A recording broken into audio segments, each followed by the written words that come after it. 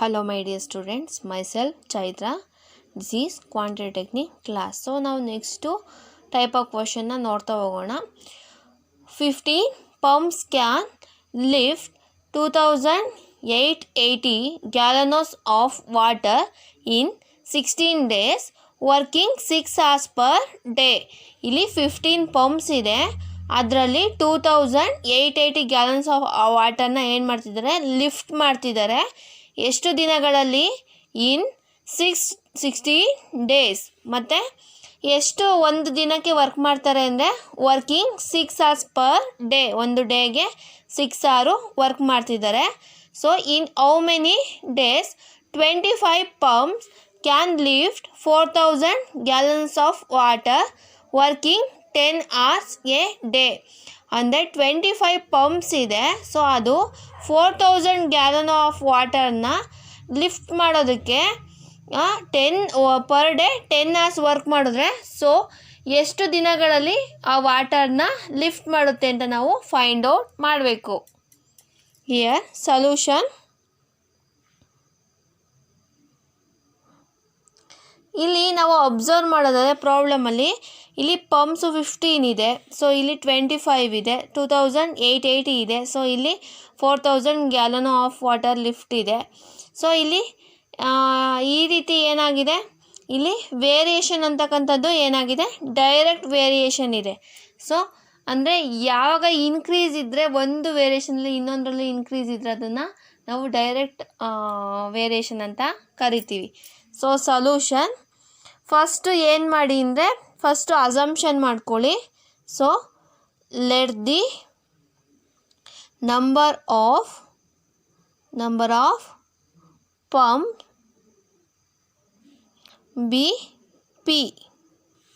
Next let the number of days B D. Next let the number of hours B H. So ಇದನ್ನೆಲ್ಲ assume ಮಾಡ್ಕೊಂಡು ಆದಮೇಲೆ next ಏನು ಮಾಡಿ ಅಂದರೆ first total water lifted ತಗೊಳ್ಳಿ. So total water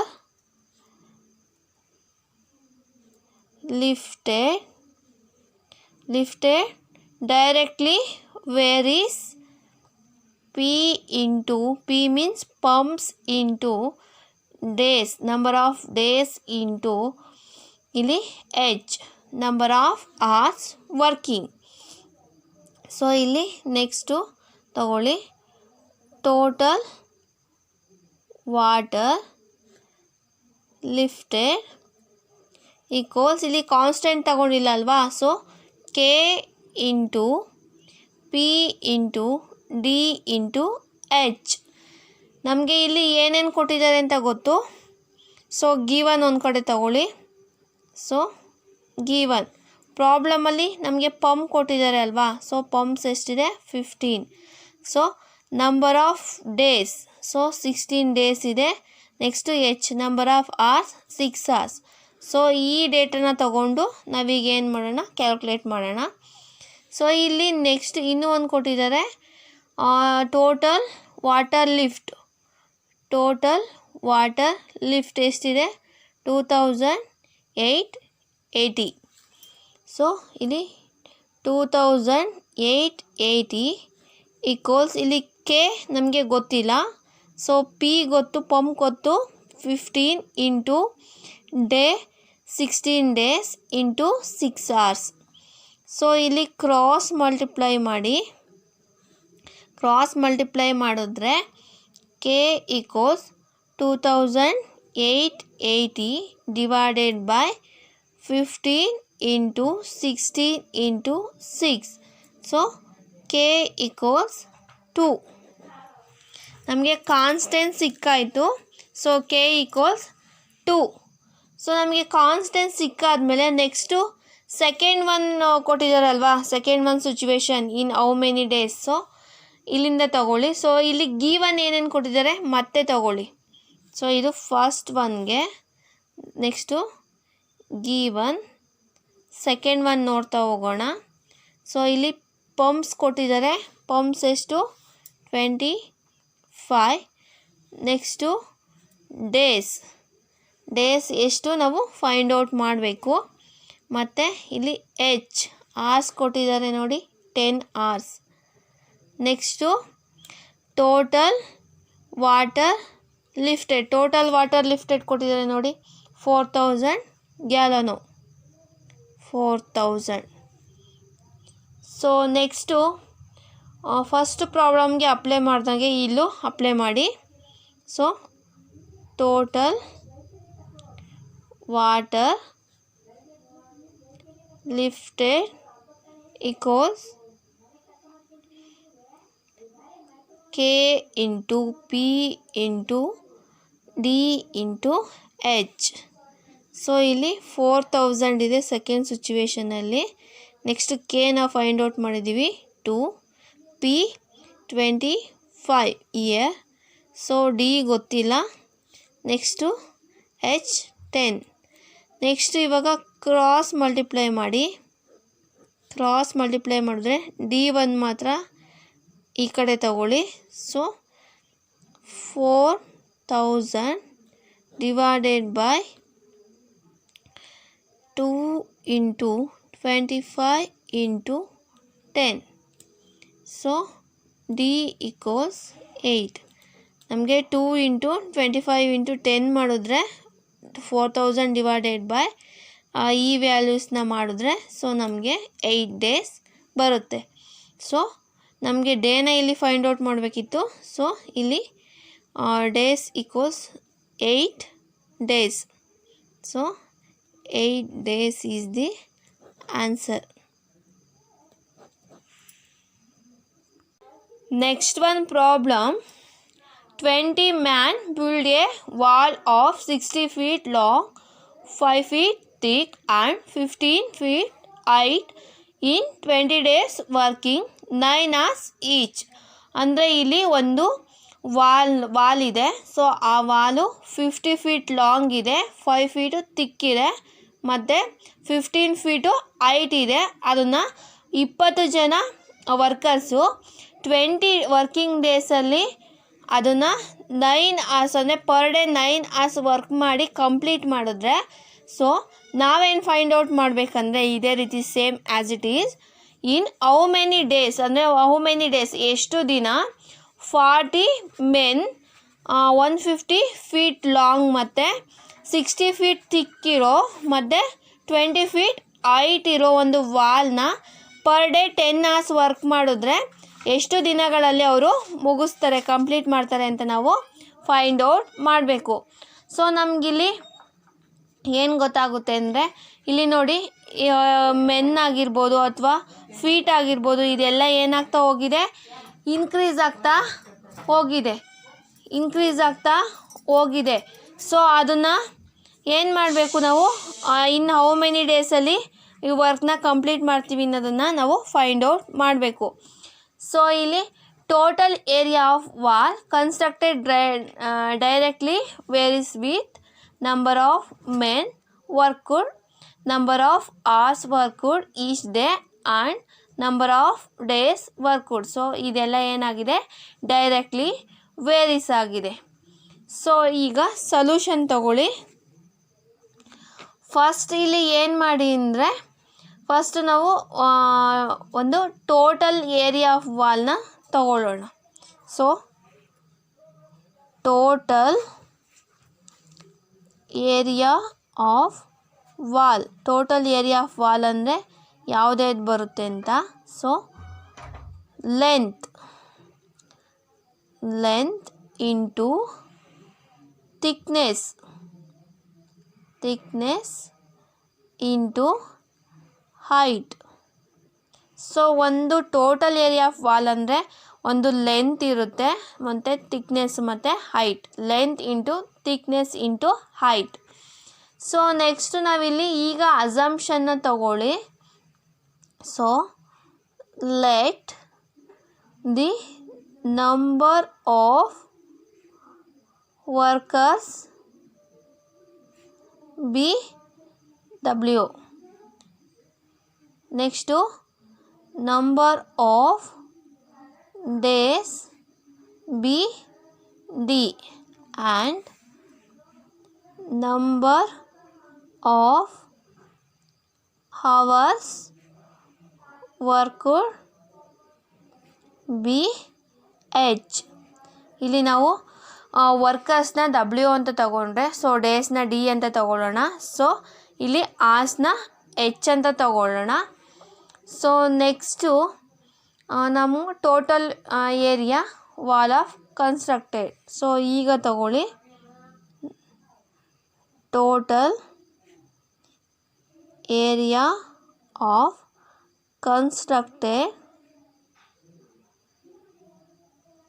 total area of constructed varies worker into days into h. So directly varies worker into days into hours. So next ತಗೊಳ್ಳಿ total area of constructed equals K W D H. So first ನಾವು ಏನು ಮಾಡಬೇಕು, ಇಲ್ಲಿ given ಏನೇನು ಕೊಟ್ಟಿದ್ದಾರೆ ತಗೊಳ್ಳೋಣ. So number of worker 20. So ಇಲ್ಲಿ 20 ಇದೆ. Next H number of Urs 9 hours ಇದೆ. ನೆಕ್ಸ್ಟು ಡೇ ನಮಗೆ ಇಲ್ಲಿ ಎಷ್ಟಿದೆ 20 ಡೇಸ್ ಇದೆ. ಸೊ ಇಲ್ಲಿ total area of wall, so total area of wall 60 into 5 into 50. So ಇಷ್ಟನ್ನು ತಗೊಳ್ಳಿ. Total area of constructed equals K into W into D into H.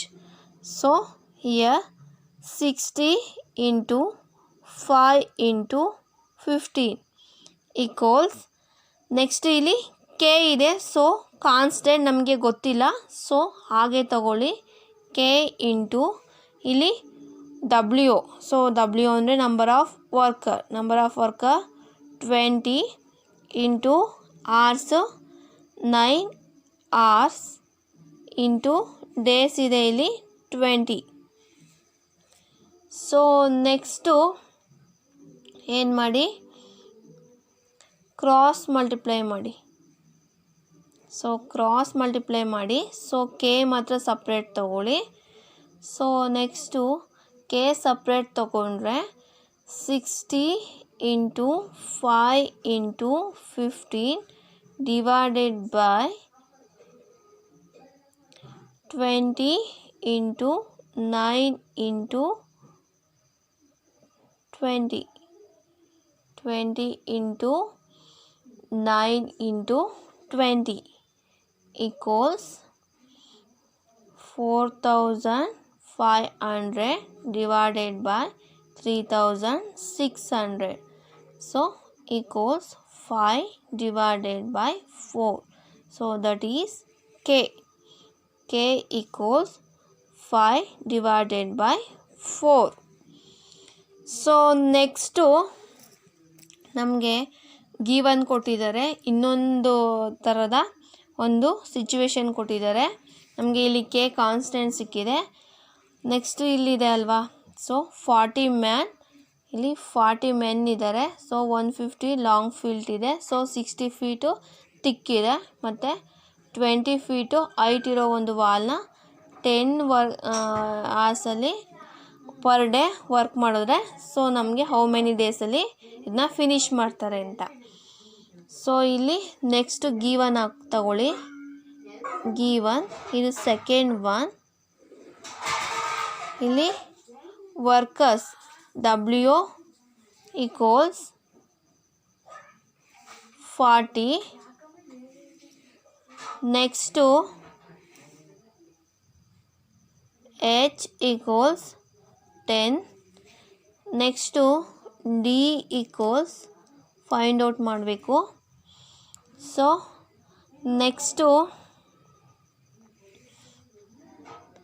Next ಏನಿದೆ, so total area of wall. So total area of wall 150 × 6 × 20, 150 × 6 × 20. So next ತಗೊಳ್ಳಿ. So same this one ತಗೊಳ್ಳಿ. This one total area of constructed equals K into WDH. So next ಇಲ್ಲಿ ನಮಗೆ total area of constructed ಗೊತ್ತಿದೆ, 150 × 6 × 20. So ನಮಗೆ k ಗೊತ್ತಿದೆ 5/4. So this one into W40 into d ನಮಗೆ ಗೊತ್ತಿಲ್ಲ, find out ಮಾಡಬೇಕು. You have to find out. H hours equals 10 hours. So next ಇಲ್ಲಿ ಏನು ಮಾಡಿ ಅಂದರೆ, ಫಸ್ಟು ಇಲ್ಲಿ ಈ ಕಡೆ ಈಕ್ವಲ್ಸಿಂದ ಈ ಕಡೆ ಇರೋದನ್ನು ಫಸ್ಟು ಸಾರ್ಟ್ ಔಟ್ ಮಾಡಿ. So this one 18,000. So next ಈ ಕಡೆ ನಾವು ಸಾರ್ಟ್ ಔಟ್ ಮಾಡಿದರೆ, ಸೊ ಡಿ ಒಂದು ಬಿಟ್ಟರೆ ಸೊ 500 ಡಿ ಬರುತ್ತೆ. So next therefore D equals 18,000 / 500 ಮಾಡಿ. So D equals 36 days. So ನಮಗೆ ಇಲ್ಲಿ ಡೇಸ್ ಸಿಕ್ಕಾಯಿತು. So this one 500. ಸೊ 18,000 / 500 ಮಾಡಿದ್ರೆ ನಮಗೆ 36 ಬರುತ್ತೆ. So D equals 36. ಸೊ ಇಲ್ಲಿ ನಮಗೆ 40 ಮೆನ್ನು 150 ಫೀಟ್ ಇರೋ ಲಾಂಗ್ ಒಂದು 6 ಫೀಟ್ ಇರೋ ಒಂದು ತಿಕ್ಕು ಮತ್ತು 20 ಫೀಟ್ ಇರೋ ಒಂದು ಹೈಟ್ ವಾಲ್ಸ್ನ 10 hours per day ಅಂತೆ ವರ್ಕ್ ಮಾಡಿ ನಮಗೆ ಎಷ್ಟು ದಿನ, 36 ದಿನಗಳಲ್ಲಿ. ಸೊ 36 ಡೇಸಲ್ಲಿ ಏನು ಮಾಡ್ಬೋದು, ಕಂಪ್ಲೀಟ್ ಕನ್ಸ್ಟ್ರಕ್ಷನ್ಸ್ನ ಮಾಡ್ಬೋದಾಗಿರುತ್ತೆ.